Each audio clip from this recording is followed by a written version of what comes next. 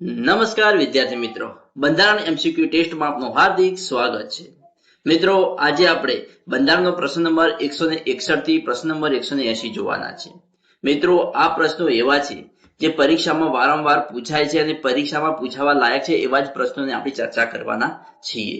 સમયને માન આપી શરૂઆત કરીએ. પ્રશ્ન નંબર 161 કે મંત્રીમંડળની લોકસભા પ્રત્યે સામૂહિક જવાબદારીનો સિદ્ધાંત કયા દેશમાંથી લેવાયો છે?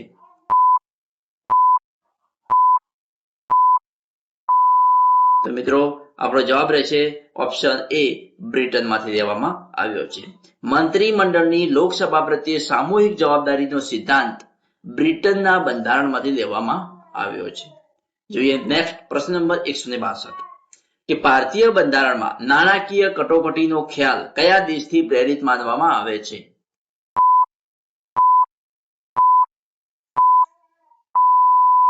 તો આપણો જવાબ રહેશે ઓપ્શન બી, અમેરિકા.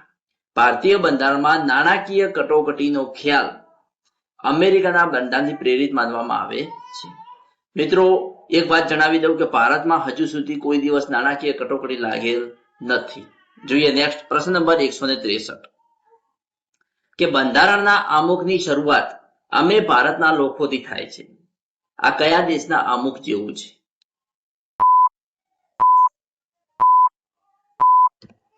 જવાબ છે ઓપ્શન બી, સંયુક્ત રાજ્ય અમેરિકા.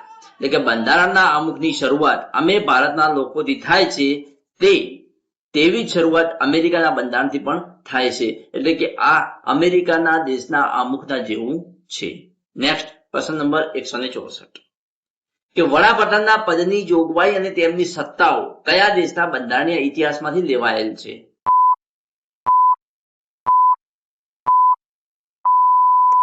જવાબ રહેશે ઓપ્શન બી, બ્રિટન. વડાપ્રધાનના પદની જોગવાઈ બ્રિટનના બંધારણના ઇતિહાસમાંથી લેવાયેલ છે. ક્યાંના? બ્રિટનના વડાપ્રધાન પદની જોગવાઈ.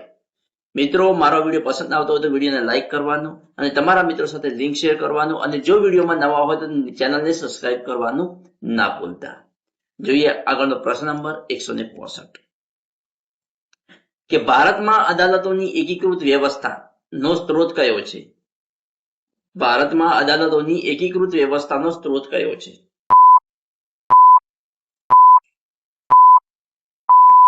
આપણો જવાબ રહેશે ઓપ્શન બી, ભારત સરકાર અધિનિયમ 1935, જે ભારતમાં અદાલતોની એકીકૃત વ્યવસ્થાનો સ્ત્રોત છે. ભારતમાં અદાલતોનો એકીકૃત વ્યવસ્થાનો સ્ત્રોત એટલે ભારત સરકાર અધિનિયમ 1935. નેક્સ્ટ પ્રશ્ન નંબર 166 કે બંધારણના કયા સ્ત્રોતમાંથી નિયંત્રક અને મહાલેખા પરીક્ષકના હોદ્દાનું માળખું સ્વીકારાયું છે?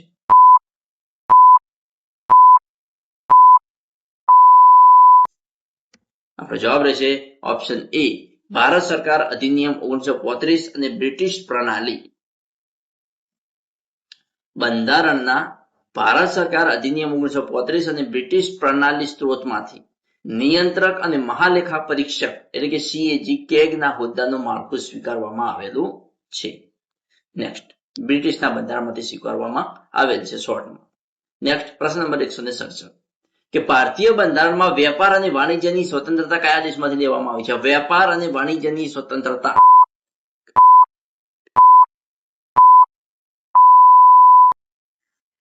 આપણો જવાબ રહેશે ઓપ્શન બી, ઓસ્ટ્રેલિયામાંથી લેવામાં આવી છે. વેપાર અને વાણિજ્યની સ્વતંત્રતા જે ભારતમાં છે, ભારતના બંધારણમાં છે, તે ઓસ્ટ્રેલિયાના બંધારણમાંથી પ્રેરિત થઈને ભારતના બંધારણમાં લીધેલ છે.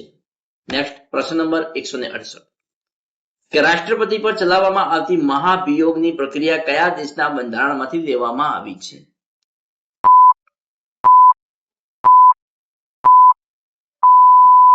તો આપણો જવાબ રહેશે ઓપ્શન બી, અમેરિકા. રાષ્ટ્રપતિ પર ચલાવવામાં આવતી મહાભિયોગની પ્રક્રિયા જે અમેરિકાના બંધારણમાંથી લેવામાં આવી છે. મહાભિયોગની પ્રક્રિયાથી રાષ્ટ્રપતિને હોદ્દા પરથી દૂર કરી શકાય છે. નેક્સ્ટ પ્રશ્ન નંબર 169 કે બંધારણમાં કાયદાકીય દસ્તાવેજો માટે રીટ બહાર પાડવાની સત્તાનો સ્ત્રોત કયો દેશ છે?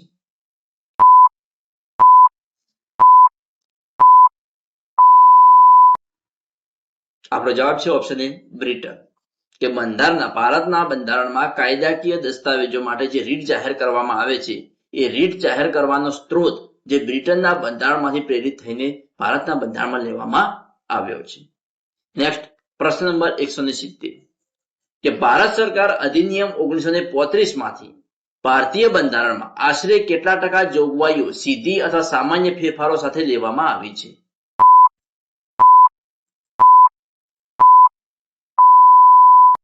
આપણો જવાબ રહેશે ઓપ્શન સી, આશરે 60% વધુ. ભારત સરકાર અધિનિયમ 1935 માંથી ભારતીય બંધારણમાં આશરે 60% વધુ જોગવાઈઓ સીધી કોઈ પણ ફેરફાર કર્યા વગર લેવામાં આવી છે. જોઈએ નેક્સ્ટ પ્રશ્ન નંબર 171 કે ભારતીય બંધારણના કયા ભાગમાં નાગરિકત્વ અંગેની જોગવાઈ કરવામાં આવી છે?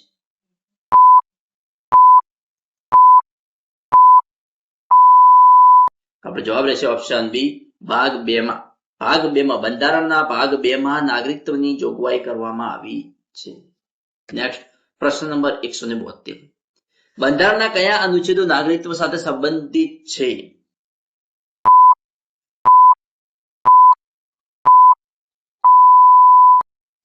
આપણો જવાબ રહેશે ઓપ્શન બી, 5 થી 11.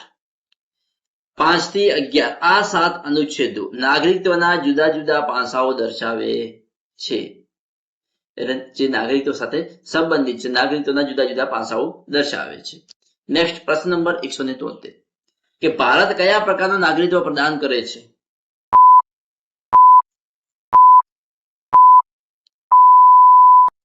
તો આપણો જવાબ રહેશે ઓપ્શન એ, એકલ નાગરિકત્વ, single citizenship. Bharat single citizen એટલે કે એકલ નાગરિકત્વ પ્રદાન કરે છે. ભારતમાં માત્ર દેશનું નાગરિકત્વ હોય છે, રાજ્યનું અલગ નાગરિકત્વ હોતું નથી. એટલે ભારતમાં એકલ નાગરિકત્વનું છે. નેક્સ્ટ પ્રશ્ન નંબર 174 કે ભારતમાં એકલ નાગરિકત્વનો ખ્યાલ કયા દેશના બંધારણમાંથી લેવામાં આવ્યો છે?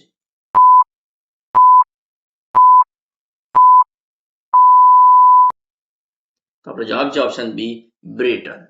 ભારતમાં એકલ નાગરિકત્વનો ખ્યાલ બ્રિટનના બંધારણમાંથી લેવામાં આવ્યો છે. નેક્સ્ટ પ્રશ્ન નંબર 175 કે બંધારણના કયા અનુચ્છેદ મુજબ બંધારણની શરૂઆતમાં નાગરિકત્વની જોગવાઈ છે?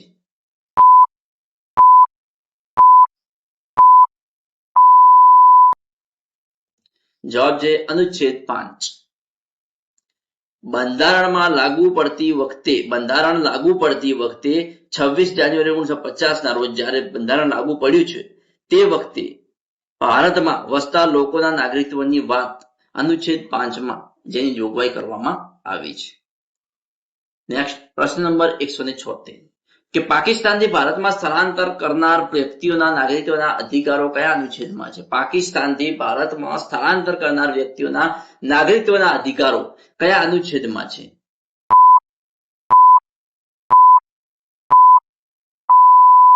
તો જવાબ છે ઓપ્શન બી, અનુચ્છેદ 6 માં છે. પાકિસ્તાનથી ભારતમાં સ્થળાંતર કરનાર વ્યક્તિઓના નાગરિકત્વના અધિકારો અનુચ્છેદ 6 માં છે. મિત્રો, પાકિસ્તાનથી ભારત આવેલા લોકો માટે રજીસ્ટ્રેશનની જોગવાઈ છે, જે અનુચ્છેદ 6 માં છે, જે રજીસ્ટ્રેશનની જોગવાઈ પણ છે.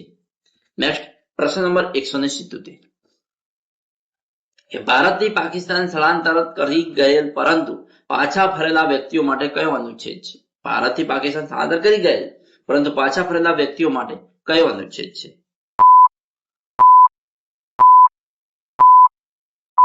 આપણો જવાબ રહેશે ઓપ્શન બી, અનુચ્છેદ 7. 1 માર્ચ 1947 પછી પાકિસ્તાન ગયેલા પણ પરમિટ હેઠળ પાછા ફરેલા લોકો માટે અનુચ્છેદ 7 છે. એટલે કે ભારતથી પાકિસ્તાન સ્થળાંતરિત કરી ગયેલ પરંતુ પાછા ફરેલા વ્યક્તિઓ માટે અનુચ્છેદ 7 છે.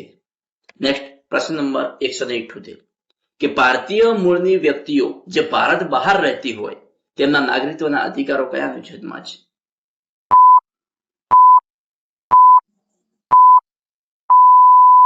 આપણો જવાબ રહેશે ઓપ્શન બી, અનુચ્છેદ 8 માં કે ભારત બહાર વસતા ભારતીય મૂળના લોકો માટે નાગરિકત્વની જોગવાઈ અનુચ્છેદ 8 માં છે. નેક્સ્ટ પ્રશ્ન નંબર 179 કે જો કોઈ વ્યક્તિ સ્વેચ્છાએ અન્ય દેશનું નાગરિકત્વ સ્વીકારે તો તેનું ભારતનું નાગરિકત્વ સમાપ્ત થઈ જશે. આ જોગવાઈ કયા અનુચ્છેદમાં છે?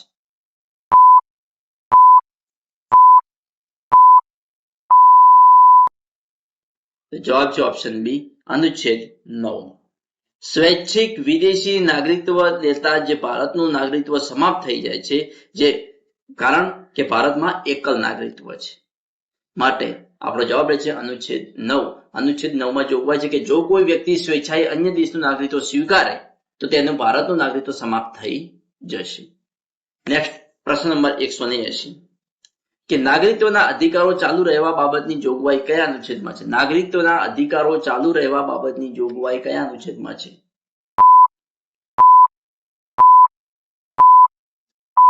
તો મિત્રો આપણો જવાબ રહેશે ઓપ્શન બી અનુચ્છેદ 10 કે કોઈ પણ નાગરિકનું નાગરિકત્વ સંસદના કાયદા સિવાય છીનવી શકાતું નથી. એટલે કે નાગરિકત્વના અધિકારો ચાલુ રહેવા બાબતની જોગવાઈ અનુચ્છેદ 10 માં છે.